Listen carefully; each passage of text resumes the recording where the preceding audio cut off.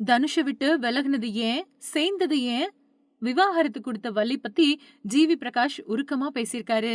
தனுஷ் கூட ஏற்பட்ட மன வருத்தங்கள் நீங்கி மறுபடியும் அவர் கூட இணைஞ்சு பணியாற்றுறத பத்தி ஜிவி பிரகாஷ் மனம் திறந்து அதுக்கான காரணத்தையும் சொல்லியிருக்காரு.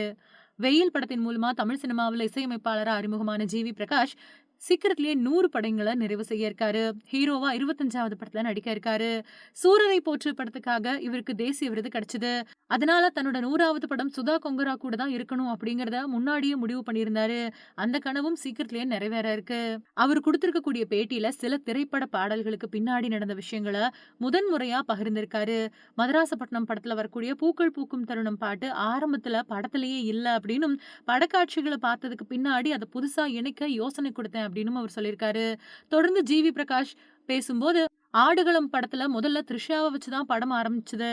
அதுக்கான காட்சிகளும் எடுக்கப்பட்டுச்சு. அவங்களோட கால் ஷீட் ஒத்து வராததால மறுபடியும் டாப்ஸிய வச்சு படத்த எடுத்தாங்க அப்படின்னு சொல்லியிருக்கக்கூடிய இவரு, ஒத்த சொல்லால பாட்டு படத்திலேயே இல்ல. அத நான் சேர்க்க சொன்னேன் அப்படின்னு சொல்லியிருக்கிறாரு. முதல்ல த்ரிஷாவ வச்சு எடுத்த காட்சிகள மறுபடியும் டாப்ஸிய வச்சு வெற்றிமாறன் ரீஷூட் பண்ணியிருக்காரு.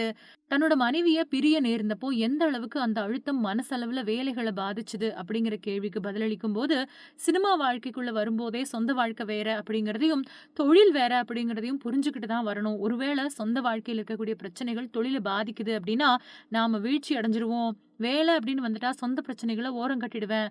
அந்த மாதிரியான மனநிலை எனக்கு இருக்கு. நாம மனசளவுல தளர்ந்துட்டா வேலைய கவனிக்க முடியாது. யார் யார் என்ன பேசுறாங்க அப்படிங்கிறத கேட்கறதுக்கே நேரத்த செலவிட வேண்டியிருக்கும். நான் அடுத்தவங்க தட்டுல என்ன இருக்குது அப்படிங்கிறத பார்க்க மாட்டேன். என் தட்டுல என்ன இருக்குது அப்படிங்கிறது தான் எனக்கு முக்கியம் அப்படின்னு சொன்னாரு.